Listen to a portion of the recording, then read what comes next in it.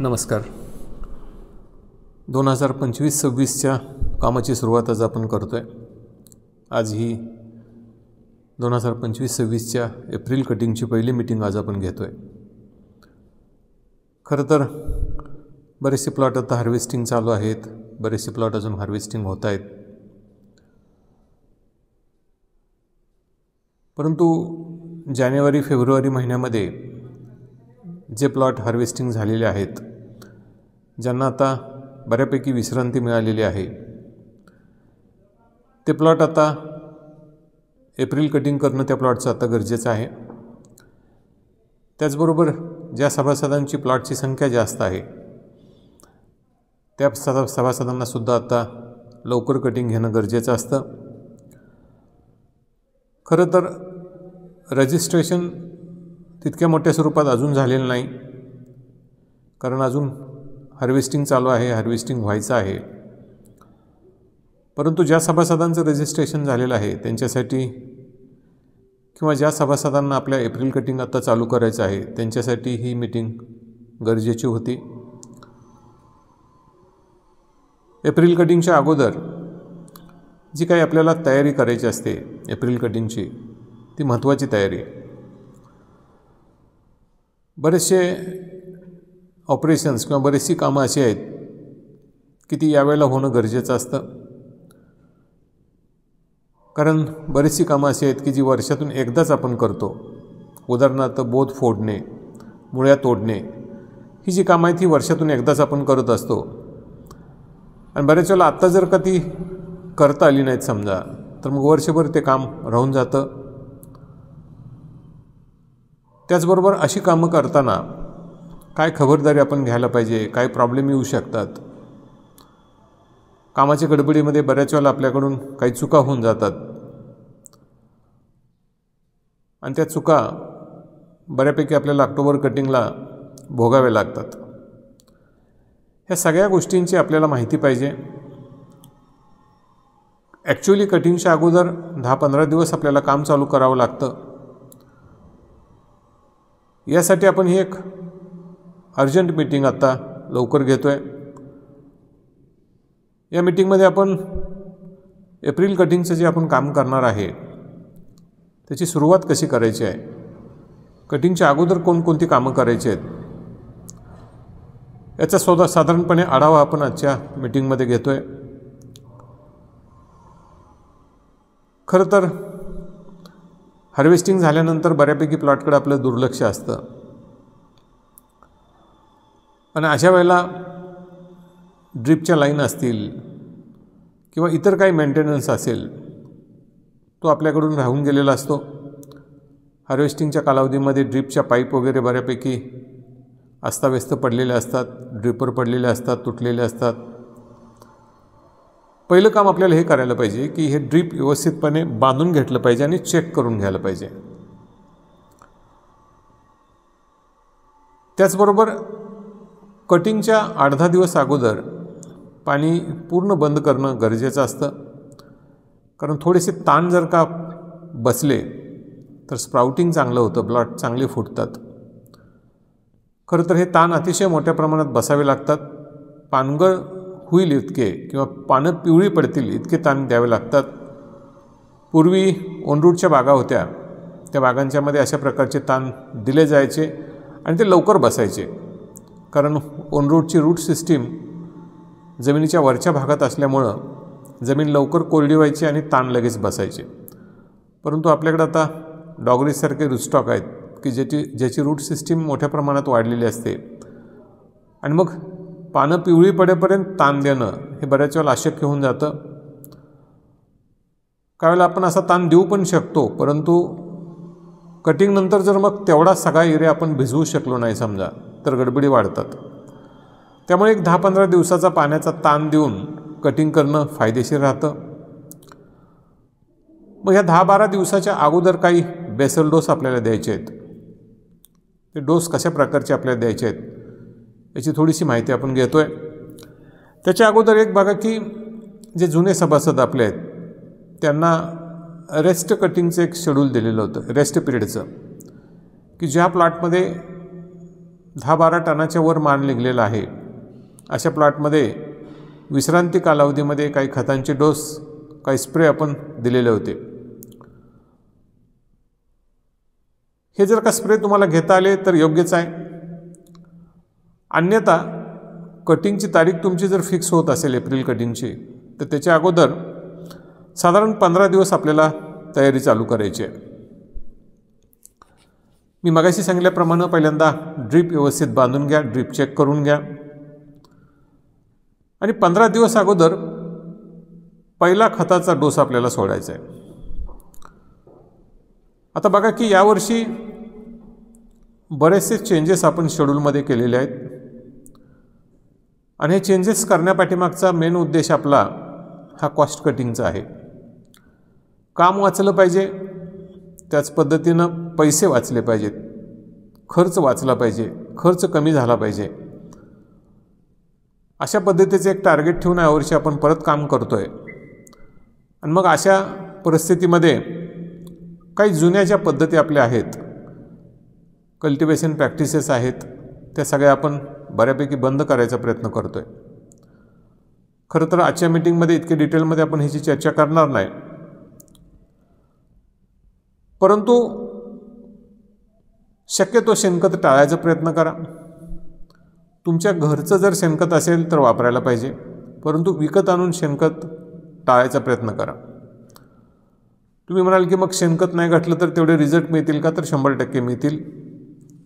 आपल्याकडे बरेचसे प्लॉट आता असे आहेत की ज्यांचे 15-15, 17-17 वर्षे झाली, त्या प्लॉटमध्ये शेणखत वापर बिलकुल केलेला नाही. त्यामुळे आता हे सिद्ध झालेलं आहे. परंतु मग शेणखत घालत नाही तर मग बाकीचे डोसेस जे आहेत ते तुम्हाला परफेक्ट दिले पाहिजेत. त्याच पद्धतीनं आपण लेबरकडून, कामगारांच्याकडून बोध फोडणं हा कन्सेप्ट पण आपण यावर्षी बंद करतो आहे. कारण त्याच्यासाठी सुद्धा बरेचसा पैसा आपल्याला खर्च करावा लागतो. परंतु मग मुद्दा येतो की रूट कटिंग करायचं का नाही, मुळ्या तोडायच्या का नाही? तर मुळ्या 100% तोडायच्या आहेत. प्रत्येक वर्षी मुळ्या ह्या तुटल्याच पाहिजेत. भले मग ते तुम्ही एप्रिल कटिंगच्या अगोदर तोडा किंवा मग जून-जुलैमध्ये तोडा, परंतु वर्षातून एकदा मुळी तोडणं गरजेचं आहे. आणि हे मुळी तोडायचं जे काही काम आहे ते आपण यांत्रिकी पद्धतीनं या वर्षापासून करतो आहे, लेबरकडून हे करत नाही.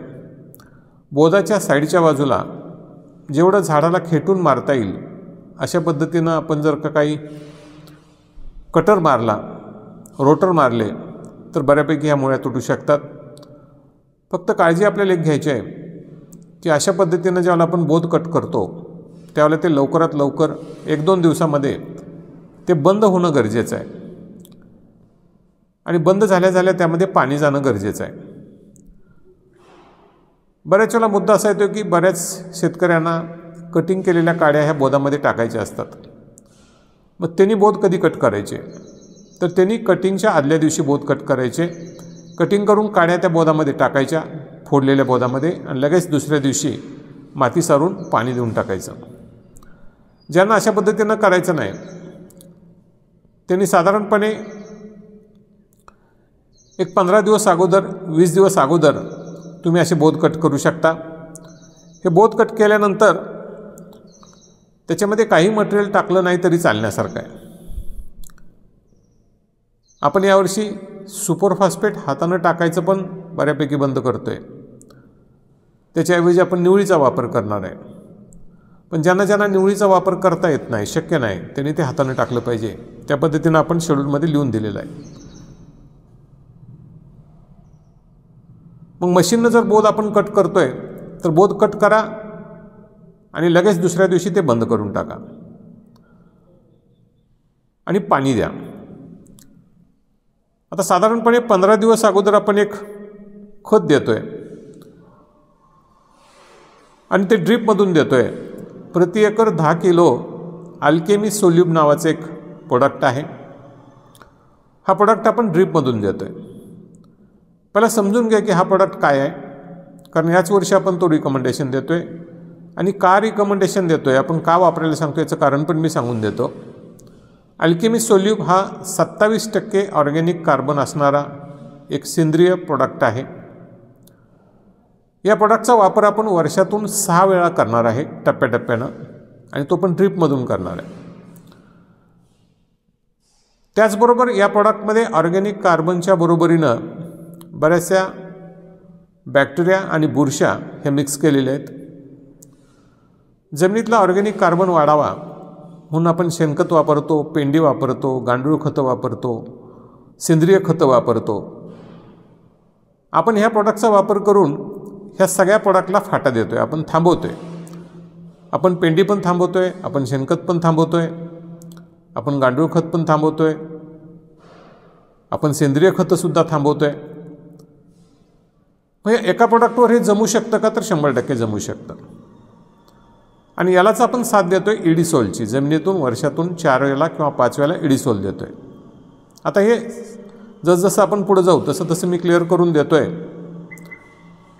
परंतु आजच्या घडीला एवढं लक्षात घ्या की कटिंगच्या 15 दिवस अगोदर आपल्याला ड्रीप वॉटे हा अल्केमी सोल्यूब नावाचा प्रॉडक्ट द्यायचा आहे की ज्याच्यामध्ये 27% ऑर्गॅनिक कार्बन आहे.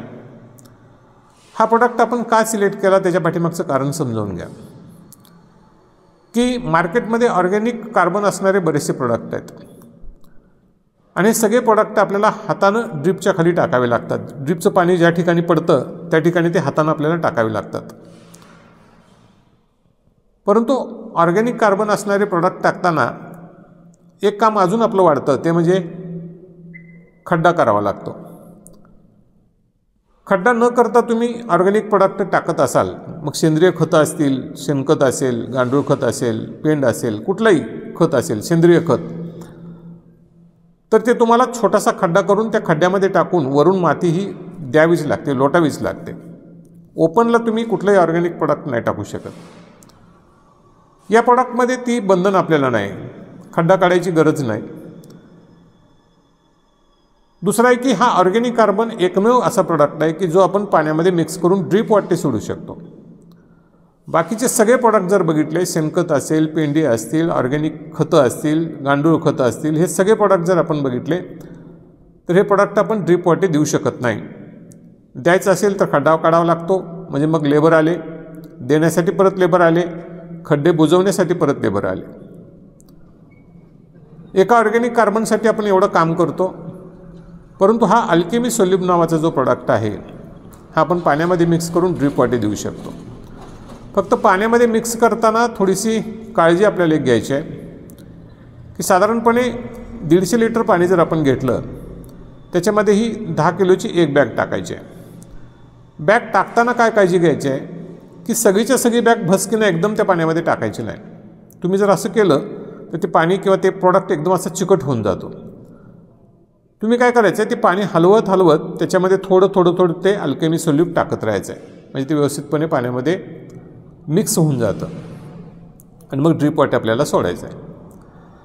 दुसरा एक मुद्दा या प्रोडक्टच्या बाबतीत आहे की याचा डोस प्रति एकर 10 किलो डोस आहे. पण समजा 1.5 एकरचा प्लॉट असेल तर तुम्ही 20 किलो करा. कारण का? कारण या प्रोडक्टच्या बाबतीत त्याची जी बॅग आहे 10 किलोची, ही बॅग एक वेळेला फोडली की सगळीच्या सगळी वापरून टाकावी लागते. तुम्ही त्यातली अर्धी बॅग वापरली, 5 किलो वापरलं मटेरियल, आणि 5 किलो जर का ठेवून दिलं एक 10, 15, 20 दिवसासाठी, तर ते ठेवलेलं जे मटेरियल आहे, राहिलेलं जे मटेरियल आहे, ते मटेरियल असं चिकट होऊन जातं. त्यामुळे शक्यतो काय करा, एकाच वेळेला एक बॅग वापरायचा प्रयत्न करा आणि ही ड्रीपमधून आपल्याला सोडायची आहे. बघा की ऑर्गॅनिक कार्बनच्या बाबतीत एक मुद्दा कायमस्वरूपी प्रॉब्लेमॅटिक राहतो.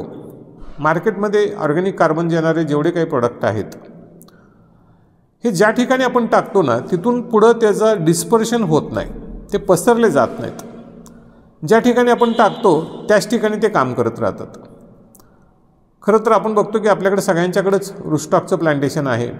रूस्टॉकच्या मुळ्या 3ऱ्या-4थ्या वर्षापासून पुढं भरपूर खाली गेलेले असतात, भरपूर साईडला गेलेले असतात. आणि मग असे ऑर्गॅनिक प्रोडक्ट आपण ड्रीप खाली ज्याला टाकतो त्यावेळेला त्याचं डिस्पर्शन जे व्हायला पाहिजे, त्या 2 फुटामध्ये 1.5 फुटामध्ये ते जे पसरायला पाहिजेत ते तसे पसरत नाहीत आणि मग त्याचे बेनिफिट आपल्याला मिळत नाहीत. हा प्रोडक्ट असा आहे की हा पाण्यातून मिक्स होऊन जाणार आहे. त्यामुळे तुमचं ड्रीपचं पाणी ज्याच्या ठिकाणी पोचेल त्या ठिकाणी आपण हा प्रोडक्ट पोचवू शकतो. हा सगळ्यात मोठा फायदा ह्या प्रॉडक्टचा आहे. हा प्रॉडक्ट आपण सिलेक्ट करण्यापाठीमागचं हे मेन कारण आहे. बरेचसे प्रॉडक्ट ऑर्गॅनिक कार्बन असणारे मार्केटमध्ये आहेत, परंतु ते आपण मुळांच्या पूर्ण कक्षेमध्ये पसरवू शकत नाही आणि पसरवायचे असतील तर त्याचं कॉस्टिंग भयंकर वाढून जातं. हा प्रोडक्ट असा आहे की हा पाण्यातूनच देता येत असल्यामुळं मुळांच्या कक्षेमध्ये आपण व्यवस्थितपणे याचं डिस्ट्रीब्युशन करू शकतो, व्यवस्थितपणे याला पसरू शकतो. म्हणून हा प्रोडक्ट आपण सिलेक्ट केलेला आहे. आणि याचे टप्प्याटप्प्यानं आपण 6 डोस देणार आहे. एप्रिल कटिंगला 3 डोस आणि ऑक्टोबर कटिंगला 3 डोस. शेड्यूलमध्ये ते त्या टप्प्यानुसार येतील. हाच प्रोडक्ट आपण रिकटिंगसाठी सुद्धा रिकमेंडेशन केलेला आहे. हाच प्रोडक्ट आपण नवीन प्लांटेशनसाठी सुद्धा रिकमेंडेशन देतो आहे. तर अशा पद्धतीनं 15 दिवस अगोदर आपल्याला पहिला डोस द्यायचा आहे अल्केमी सोल्यूबचा. त्यानंतर आपल्याला रेस्ट द्यायचे आहे, पाणी बंद करायचं आहे एक 2-3 दिवसासाठी आणि 2-3 दिवसानंतर पुढचा एक डोस द्यायचा आहे. म्हणजे 10 ते 12 दिवस अगोदर कटिंगच्या दुसरा डोस द्यायचा आहे. त्याच्यामध्ये साधारणपणे प्रति एकर 10 किलो 13-0-45 आणि त्याच्यामध्ये सोल्युफॉस किंवा फॉस्फरिक ॲसिड. आता सोल्युफॉस घेणार असाल तर 5 किलो प्रति एकर घ्या आणि फॉस्फरिक ॲसिड इतर कंपन्यांचं किंवा मार्केटमधलं फूड ग्रेडचं वगैरे घेणार असाल तर साधारण 3 ते 4 किलो घ्या. आपण सोल्युफॉस का रिकमेंडेशन देतो आहे त्याच्या पाठीमागची कारणं पण तुम्हाला मी हळूहळू समजावून सांगतो आहे. परंतु आज एवढं लक्षात घ्या की आपल्याला कटिंगच्या 10 दिवस 12 दिवस अगोदर एक रासायनिक खतांचा डोस द्यायचा आहे. त्याच्यामध्ये 10 किलो प्रति एकर 13-0-45 आणि त्याच्यामध्ये सोल्युफॉस 5 किलो असं कॉम्बिनेशन करून आपल्याला एक डोस द्यायचा आहे आणि पाणी त्यानंतर पूर्ण बंद करायचं आहे. त्यानंतर प्लॉटला पाणी बिलकुल द्यायचं नाही पुढचे 10 दिवस, 10 ते 12 दिवस आणि मग आपलं पाणी चालू होईल ते डायरेक्ट कटिंगच्या दिवशी पाणी चालू होईल. तर अशा पद्धतीनं ही जी तयारी आहे ती आपल्याला एप्रिल कटिंगची तयारी आत्ता करायची आहे. तयारी अतिशय महत्त्वाची आहे. तुम्हाला शेणखत वापरायचं असेल तर तुम्ही वापरू शकता. तुम्हाला सुपरफॉस्फेटच्या निवळ्या द्यायच्या नसतील तर तुम्ही शेणखताबरोबर सुपरफॉस्फेट हातानं पण टाकू शकता. शेड्यूलमध्ये याचे सगळे डिटेल्स आपण दिलेले आहेत. हे शेड्यूल व्यवस्थितपणे वापरा, वाचा आणि त्या पद्धतीनं तुम्ही एप्रिल कटिंगची तयारी चालू करा. अजून एक मुद्दा महत्त्वाचा आहे तो म्हणजे कटिंगच्या अगोदर बऱ्याच बागायतदारांना तो प्रश्न पडतो की इथ्रेलचा वापर करायचा का. मागच्या वर्षापासून नाशिक डिस्ट्रिक्टमध्ये आपण जर बघितलं, नाशिक विभागात बघितलं तर बऱ्यापैकी सर्रास लोक इथ्रेलचा वापर करायला लागलेत एप्रिल कटिंगच्या अगोदर. मग ते चुकीचं आहे का तर बिलकुल नाही. तुम्ही एप्रिल कटिंगच्या अगोदर इथ्रेलचा वापर करू शकता जसं आपण ऑक्टोबर कटिंगच्या अगोदर करतो त्या पद्धतीनं. परंतु मग कुठल्या कटिंगला तो करायचा आणि कुठल्या कटिंगला नाही करायचा हे मात्र फायनल करायला पाहिजे, हे आपण ठरवायला पाहिजे. आत्ता जे कटिंग होतात ह्या कटिंगला आपण विश्रांती देऊ शकतो, या कटिंगला आपण ताण देऊ शकतो. ताण जर का पाणी बंद करून देता येत आहेत तर मग इथ्रेलचा खर्च करण्याची काही गरज नाही असं मला वाटते. हा पहिला मुद्दा. दुसरा मुद्दा असा आहे की आत्ता जे आपण कटिंग करतो यांना जर का आपण इथ्रेलचा वापर केला समजा तर या कटिंगच्या डेटचे जे प्लॉट असतात ते साधारणपणे मे महिन्यामध्ये सपकेनला येतात. एप्रिलच्या एंडिंगला किंवा मे महिन्यामध्ये ते सपकेनला येतात. आता एक होतं की आपल्याकडे या दरम्यान मोठी पाऊस पडायची शक्यता असते. प्री मान्सून शॉवर ज्याला म्हणतो, वळवाचे पाऊस या पिरियडमध्ये बऱ्याच वेळेला पडतात. आणि गोंधळ असा होतो की असे जर पाऊस पडले आणि तुम्ही जर इथ्रेल अगोदर वापरलेला असेल, इथ्रेलचे रिझल्ट जर तुम्हाला मिळालेले असतील तर बागा एकसारख्या फुटतात, मान्य आहे. परंतु फुटलेल्या त्या पोंग्यामध्ये, फुटलेल्या त्या फुटींच्यामध्ये अतिशय जोमदारपणा असतो, अतिशय जोम असतो. आणि मग असे जोमदार फुटलेले प्लॉट इथ्रेलच्या वापरामुळं जर का सपकेनच्या कालावधीमध्ये पावसामध्ये अडकले किंवा त्यावेळेला जर पाऊस मोठ्या प्रमाणामध्ये पडले, वळवाचे पाऊस, तर त्यांचा जोम कंट्रोल करणं मुश्किल होऊन बसतं.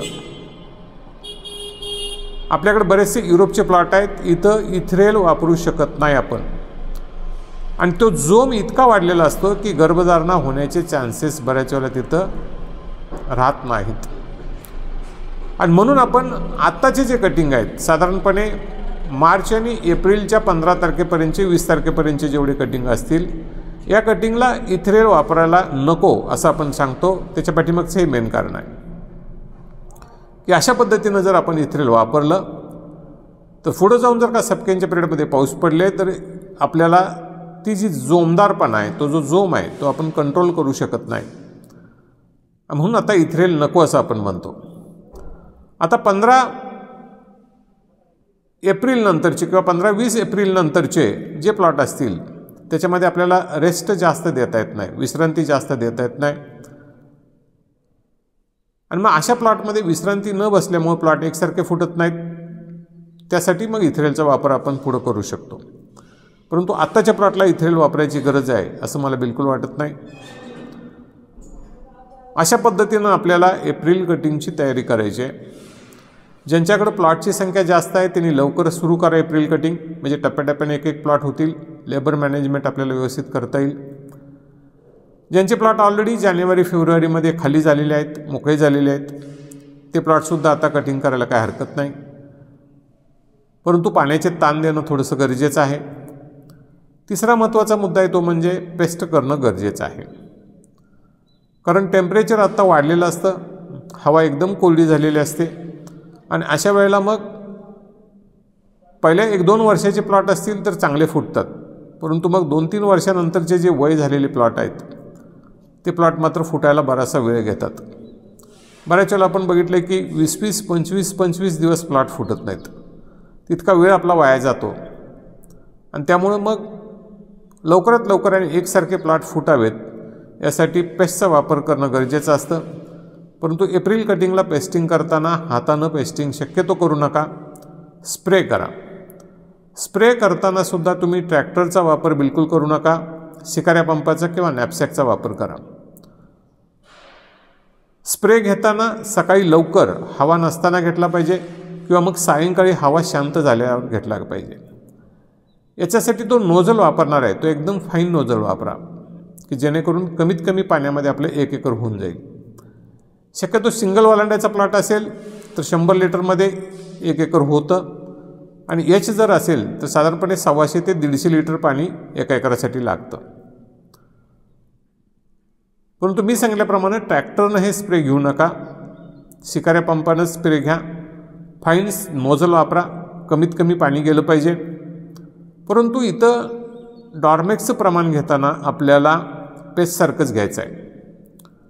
साधारणपणे आपण 10 लिटरमध्ये 400 मिली डॉर्मेक्स टाकतो किंवा हायड्रोजन सायनामाइडचा तत्सम प्रोडक्ट टाकतो, तर 100 लिटरमध्ये 4 लिटर जाणं गरजेचं आहे. 100 लिटर पाण्यामध्ये 4 लिटर डॉर्मेक्स टाकून ते जर का आपण व्यवस्थितपणे त्या ओलांड्यावर स्प्रे घेतला तर त्याचे फायदे आपल्याला मिळून जातील. एकसारखे प्लॉट फुटतील आणि एकसारखे प्लॉट फुटले की पुढची कामं बरीचशी आपली सोपी होऊन जातात.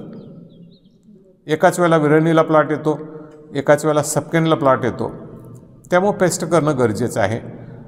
परंतु हाताने शक्यतो ती करू नका, कारण हाताने ज्यावेळेला आपण पेस्ट करतो त्यावेळेला वलांड्याची जी वरची बाजू असते ती लेबरच्या नजरेस येत नसते. लेबर खाली उभारून तो पेस्टिंग करत असतो आणि मग वरच्या बाजूचे जे डोळे असतात ते बऱ्यापैकी ज्यावेळेला हातानं आपण पेस्टिंग करतो त्यावेळेला ते चुकतात आणि मग प्लॉट एकसारखे फुटत नाहीत, गॅप पडायला चालू होऊन जातात.